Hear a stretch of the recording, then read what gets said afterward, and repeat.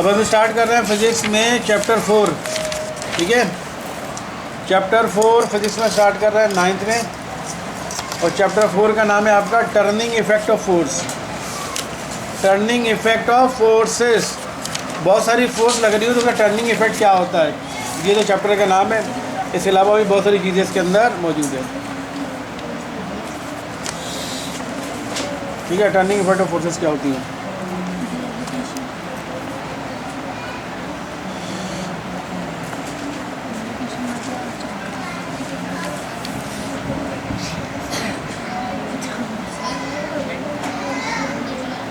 हैं? नहीं उधर सही है। हैं? नहीं उधर ही सही हो तुम।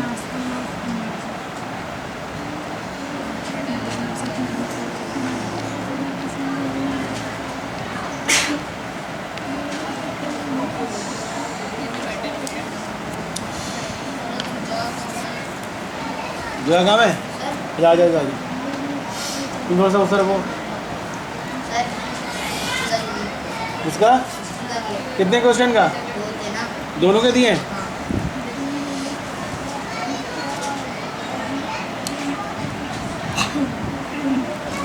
अच्छा, और क्या लाए हो बुक में? हाँ फिजिक्स का निकालो। तो तुम्हारी कॉपी चेकिंग के लिए गई हुई कब आएगी?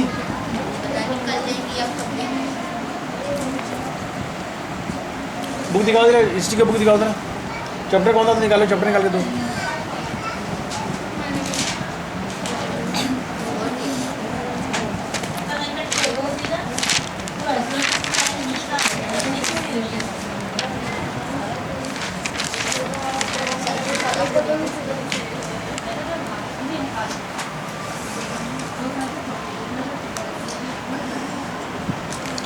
हाँ ये वाला क्वेश्चन का निशान लगाओ इधर देखो। ये क्वेश्चन है, क्वेश्चन ए। क्वेश्चन ए का मार्क करो, आंसर मार्क करो, इसको भी डर देना। अच्छा जी, अब हम पढ़ रहे हैं टर्निंग इफेक्ट ऑफ फोर्स। जब भी कोई टर्निंग इफेक्ट ऑफ फोर्स कहाँ काम आती है, जैसे मिसाल के तौर पर आपने सर्कस में देखा होगा, एक बंदा जो है सर्कस में आपने देखा होगा एक आदमी जो है रस्सी के ऊपर चल रहा है, देखते हैं ना। वो आदमी एक लंबी सी रॉड लेके हुआ होता है, उसके हाथ में आज लंबी सी लकड़ी का पीस ऑफ वुड होता है, लकड़ी का बहुत बड़ा एक रॉड होती है, उसको पकड़ के बैलेंस कर करके रस्सी के ऊपर चल रहा होता है। ऐसा कैसे होता है? क्या हर आदमी चल लेगा? हर आदमी नहीं चल सकता। तो वो कुछ बैलेंस कर रहा होता है, अपने हाथ में जो लकड़ी की जो स्टिक होती है बड़ी सी, उसको बैलेंस करते करते वो रस्सी के ऊपर चल जाता है। तो वहाँ पर हमें पता चलता है कि वो क्या चीज़ बैलेंस कर रहा होता है जिसकी वजह से वो चल पाता है। तो वो चीज़ हम देखेंगे torque, turning effect of force में देखेंगे कि जब किसी फोर्स का टर्निंग इफेक्ट क्या होता है तो हम देखेंगे। तो पहले उस चीज़ों को समझने के लिए पहले आपको बहुत सारी चीज़ें समझनी पड़ेगी। पहले आपको समझना पड़ेगा कि फोर्सेस कितनी टाइप की होती हैं। पैरेलल फोर्सेस होती हैं, और फिर like forces, like parallel forces, unlike parallel forces क्या होती है, पर ये चीज़ समझनी होगी आपकी, ठीक है।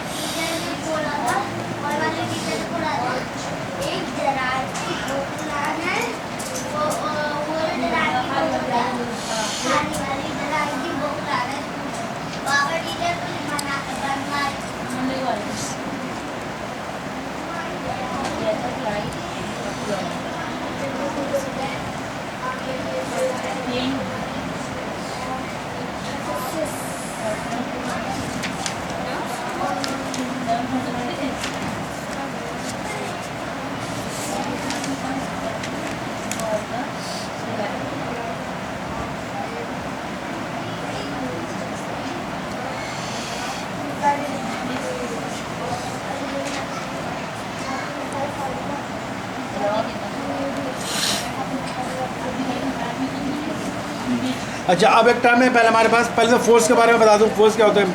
फोर्स इज अ पुश और पुल। फोर्स क्या होता है? फोर्स से किसी चीज़ को आप पुश कर सकते हैं, ठीक है ना। गाड़ी को पुश करते हैं, गाड़ी पंक्चर हो गई तो गाड़ी को पुश करते हैं ना, फोर्स करके आप गाड़ी को पुश करते हैं। और फोर्स क्या है? एक पुश है या पुल है। फोर्स करके किसी चीज़ को खींच भी सकते हैं, फोर्स के जरिए किसी चीज़ का पुश भी कर सकते हैं, फोर्स के जरिए किसी चीज़ को पुल भी कर सकते हैं। एक चीज़ सही हो गई। दूसरी प्रॉपर्टी क्या है? फोर्स क्या है? किसी ऑब्जेक्ट को मूव करवा सकती है, किसी बॉडी में मूव पुश करेंगे तो क्या हो जाएगा, बॉडी मूव करना शुरू हो जाएगी। तीसरी क्या प्रॉपर्टी है फोर्स की, कि किसी ऑब्जेक्ट को, मूविंग बॉडी को रोक भी सकता है। ये ऑब्जेक्ट अगर मूव कर रहा है, ठीक है, तो आप उसको रोक भी सकते हैं, फोर्स लगा कर आप उसको रोक सकते हैं।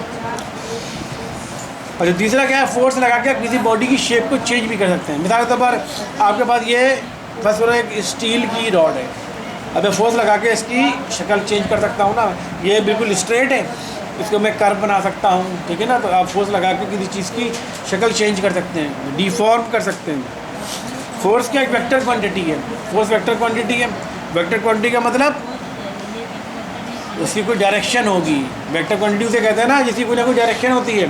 तो फोर्स की टाइम मैं बोलूँगा भाई इस कैलकुलेटर के ऊपर फोर्स लगाओ, तो आप पूछेंगे सर किधर फोर्स लगाऊँ, ऊपर से लगाऊँ, इधर से लगाओ, कहाँ से लगाऊँ, डायरेक्शन पूछेंगे ना आप। मैं कहूँगा इस बैग पर फोर्स लगाओ, तो फिर कहाँ से लगाऊँ, इस तरफ लगाऊँ, इधर से लगाऊँ, कहाँ उधर मूव कराना है, इधर मूव कराना है, तो आप डायरेक्शन पूछोगे ना। बोलूँगा इस साइड से फोर्स लगाओ या उस साइड से फोर्स लगाओ या ऊपर से फोर्स लगाओ, कोई भी। तो फोर्स क्या वेक्टर क्वांटिटी है, उसमें डायरेक्शन बतानी ज़रूरी है आपको। और क्या चीज़ है, इट इज़ बेस्ड, फोर्स की यूनिट क्या होती है, न्यूटन, ठीक है। ये सारी बातें आपने देख ली पहले। तो फोर्स क्या आपने देख ली, फोर्स क्या होता है, पुश करता है, चीज़ों को पुश भी कर सकते हैं फोर्स के जरिए, पुल भी कर सकते हैं। फोर्स क्या किसी बॉडी पर अगर लगेगी तो उसको मूव करवा सकती है, फोर्स किसी बॉडी पर लगेगी तो उसको रोक भी सकती है, मूविंग बॉडी को रोक भी सकती है। फोर्स एक वेक्टर क्वांटिटी है, फोर्स लगाने के लिए आपको डायरेक्शन पता होना चाहिए किस तरफ फोर्स लगानी है। और फोर्स की यूनिट क्या होती है, न्यूटन, ठीक। ये तो हो गई फोर्स की बुनियादी बेसिक्स। अब हम बोल रहे हैं फोर्स दो किस्म की होती है, लाइक पैरेलल फोर्सेस और अनलाइक पैरेलल फोर्सेस। अब लाइक पैरेलल फोर्सेस क्या होती हैं, अब एक रॉड है, ठीक है ना, मिसाल के तौर पर एक रॉड है, ठीक है, सीसॉ है, सीसॉ के ऊपर, ठीक है, या बल्कि रॉड है, सीधा समझ, एक रॉड, ये एक रॉड है। इस रॉड को, ठीक है, इसको मैंने यहाँ पर ऊपर से फोर्स लगा रहा हूँ, ये एक रॉड है, ठीक है, इसके मैं यहाँ पर इस साइड से भी फोर्स लगा रहा हूँ और इस साइड से भी फोर्स लगा रहा हूँ, ठीक है। मैं कहाँ लगा रहा हूँ, डाउनवर्ड डायरेक्शन में फोर्स लगा रहा हूँ ना। एक बंदा इधर से भी फोर्स लगा रहा है, वर्टिकली डाउनवर्ड है ना, ये हॉरिजॉन्टल पोजीशन यूँ होती है, हॉरिजॉन्टल पोजीशन यूँ होती है, वर्टिकल पोजीशन यूँ होती है। अब ये एक रॉड है, जैसे समझ लो सीसॉ है, सीसॉ का एक बंदा यहाँ से फोर्स लगा रहा है वर्टिकली डाउनवर्ड, दूसरा बंदा भी वर्टिकली डाउनवर्ड फोर्स ही लगा रहा है। और एक कंडीशन ये हो सकती है कि एक बंदा वर्टिकली डाउनवर्ड फोर्स लगाए, एक बंदा वर्टिकली अपवर्ड फोर्स लगाए। समझ आ रही बात ये, बहुत सिंपल टर्म में बता रहा हूँ जो कि आपकी बुकों में है, जो टर्म में यूज़ कर रहा हूँ समझ में आ रही है ना। वर्टिकली डाउनवर्ड किसे कहते हैं, वर्टिकली अपवर्ड किसे कहते हैं। वर्टिकली अपवर्ड का मतलब क्या हुआ, नीचे से बिल्कुल सीधा ऊपर फोर्स लगाया। वर्टिकली डाउनवर्ड का मतलब ऊपर से नीचे फोर्स लगाई जाए। अगर इस सीसॉ के ऊपर एक बंदा यहाँ से वर्टिकली डाउनवर्ड फोर्स लगाए, एक बंदा यहाँ से वर्टिकली डाउनवर्ड फोर्स लगाए, तो ये दोनों फोर्स, ठीक है, दोनों फोर्स की डायरेक्शन सेम है। इस फोर्स की डायरेक्शन भी वर्टिकली डाउनवर्ड है, इस फोर्स की डायरेक्शन भी वर्टिकली डाउनवर्ड। एक बंदा ज़्यादा फोर्स लगा रहा है, एक बंदा कम फोर्स लगा रहा है, तो ये किधर मुड़ेगा, जहाँ ज़्यादा फोर्स लगेगी वहीं मुड़ेगा ना। ये जहाँ ज़्यादा फोर्स लगेगी वो उधर चला जाएगा, और जिधर कम फोर्स लग रही होगी, हालांकि उसकी फोर्स भी वर्टिकली डाउनवर्ड है। तो ऐसी फोर्स जिनकी ज़रूरी नहीं बस, तो मैंने दो फोर्स की मिसाल दी है ना, बहुत सारी फोर्स हो सकती है लेकिन मिसाल दे दो। ऐसी फोर्सेस जिनकी डायरेक्शन एक ही हो, ऐसी फोर्सेस को कहते हैं लाइक पैरेलल फोर्सेस। ऐसी फोर्सेस जिनकी जो जिस डायरेक्शन में लग रही हो ना, दो फोर्सेस हो, दो से ज़्यादा हो, जिनकी डायरेक्शन एक ही हो। जैसे मैंने बताया सीसा के एक बंदा यहाँ से वर्टिकली डाउनवर्ड फोर्स लगा रहा है, दूसरा बंदा भी वर्टिकली डाउनवर्ड फोर्स लगा रहा है, तो ये दोनों फोर्सेस कहलाएंगे लाइक पैरेलल फोर्सेस। वर्टिकल एक डाउनवर्ड हो, एक अपवर्ड। नहीं ज़रूर, अब डाउनवर्ड अपवर्ड की मैकेनिक कुछ भी हो, कोई भी फोर्सेस हो, लेकिन दोनों आपस में पैरेलल होना चाहिए, दोनों की डायरेक्शन भी सेम होनी चाहिए।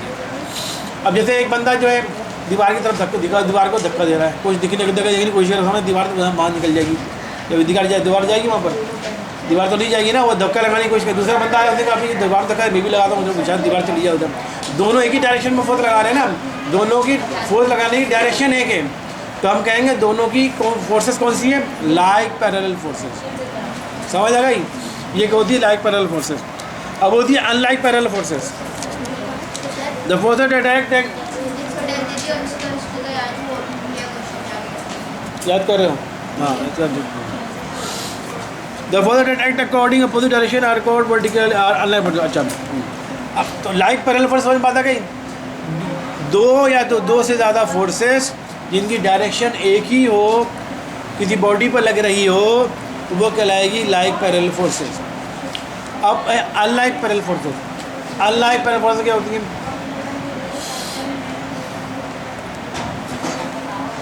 अनलाइक पैरेलल फोर्सेस होती है उसका उल्टा।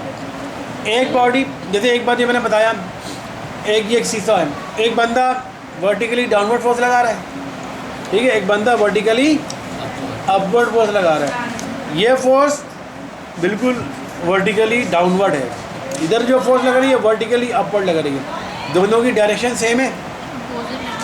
डायरेक्शन डिफरेंट है ना, अपोजिट है। क्या दोनों पैरेलल फोर्सेस हैं? पैरेलल तो है लेकिन पैरेलल है भाई, ये यूँ लगा रहे ना, बिल्कुल इसकी फोर्स की डायरेक्शन यूँ है, उसकी फोर्स की डायरेक्शन, दोनों पैरेलल फोर्सेस तो हैं लेकिन डायरेक्शन सेम नहीं है। एक अप डाउनवर्ड फोर्स लगा रहा है, एक अपवर्ड फोर्स लगा रहा है, दोनों की डायरेक्शन सेम, डायरेक्शन अपोजिट है लेकिन है वो पैरेलल फोर्स। अगर दो से ज़्यादा फोर्सेस जिनकी डायरेक्शन चेंज हो लेकिन है वो दोनों पैरेलल, तो वो कहलाएगी अनलाइक पैरेलल फोर्सेस। समझ आ गई बात? ये अब मैं एक मिसाल दे रहा हूँ। एक बंदा है, एक बंदे ने तो पीटी करा रहा है मिसाल के तौर पर, एक हाथ आपने उधर में एक तरफ कर लिया, एक तरफ उधर तरफ खींच लिया, ठीक है। अब एक बंदा, एक दूसरा बंदा है, ठीक है, उसका एक हाथ उधर खींच रहा है और तीसरा बंदा एक हाथ उसका उधर खींच रहा है। एक बंदा है जो इसका हाथ इस तरफ खींच रहा है और दूसरा बंदा इसका हाथ इस तरफ खींच रहा है। क्या दोनों फोर्सेस कौन सी बताऊँ? क्या कहलाएंगी? लाइक पैरेलल फोर्सेस या अनलाइक पैरेलल फोर्सेस?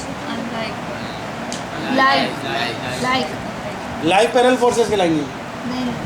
अनलाइक कहलाएंगी। एक यहाँ से खींच रहे हैं, यहाँ से खींच रहे हैं। भाई एक ही डायरेक्शन उधर है, ठीक है, और इसकी डायरेक्शन इधर है, तो डायरेक्शन चेंज हो गई तो वो अनलाइक हो गई।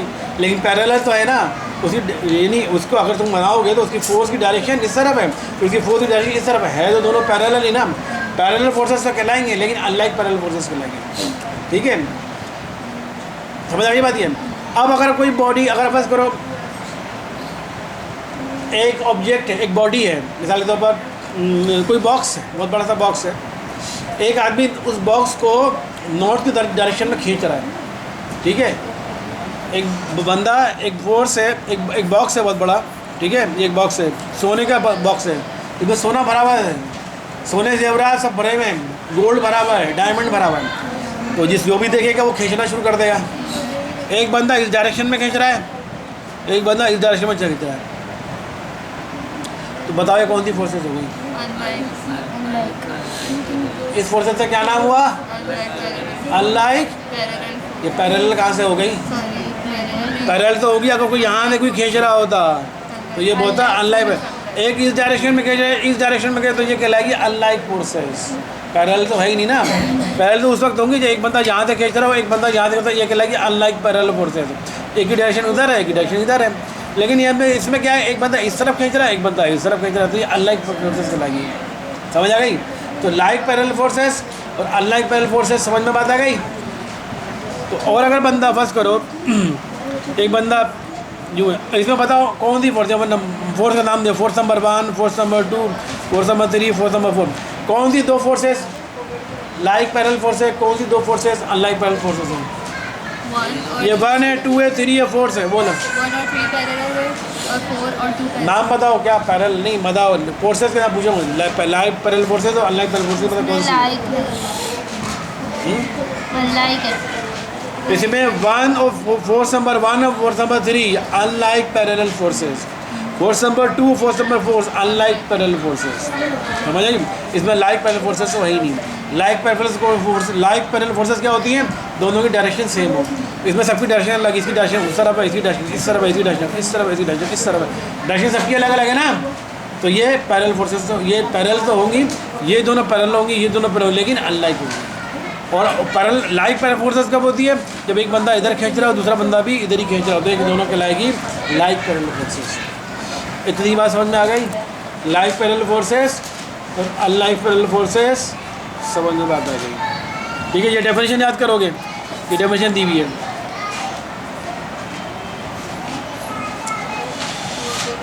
अब हम पढ़ें एडिशन ऑफ वेक्टर। वेक्टर को ऐड करते हैं कैसे? एडिशन ऑफ वेक्टर, वेक्टर को ऐड करने का तरीका। Oh sorry, addition of forces, forces को ऐड करने का तरीका। फोर्स हमें पता है वेक्टर क्वांटिटी है, force vector quantity. Scalar quantity क्या होती है? इसमें डैश के बताने जरूरत नहीं पड़ती। जैसे टाइम स्केलर क्वांटिटी है, मास स्केलर क्वांटिटी है, ठीक है ना, आप डैश के बताने जरूरत नहीं पड़ती। लेकिन फोर्स एक वेक्टर क्वांटिटी है।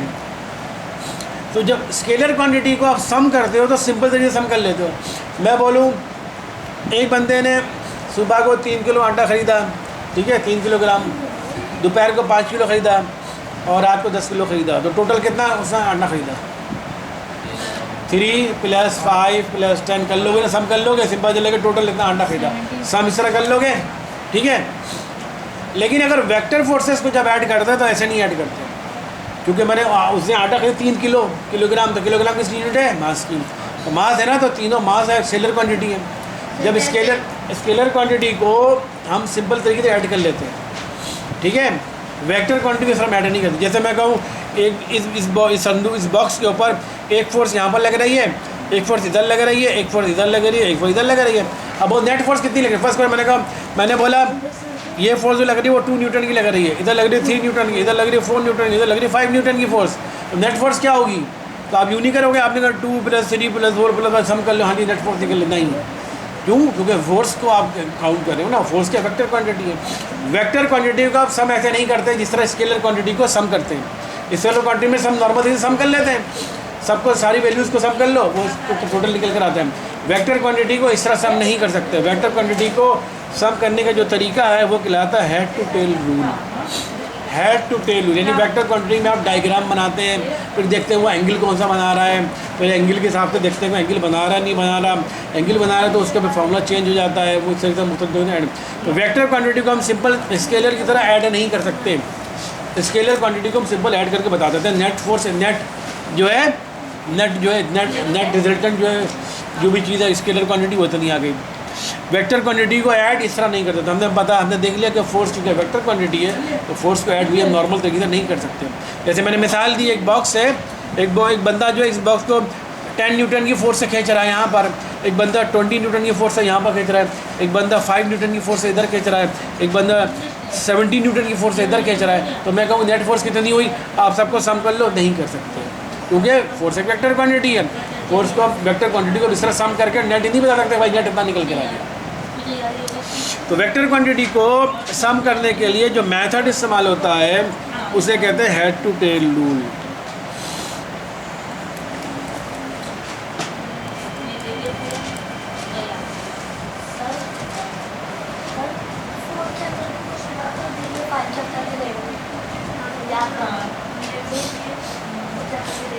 तो वेक्टर क्वांटिटी को ऐड करने के लिए हम जो मेथड इस्तेमाल करते हैं, जिसे हम एडिशन ऑफ वेक्टर कहते हैं, वो कौन कौन सा होता है?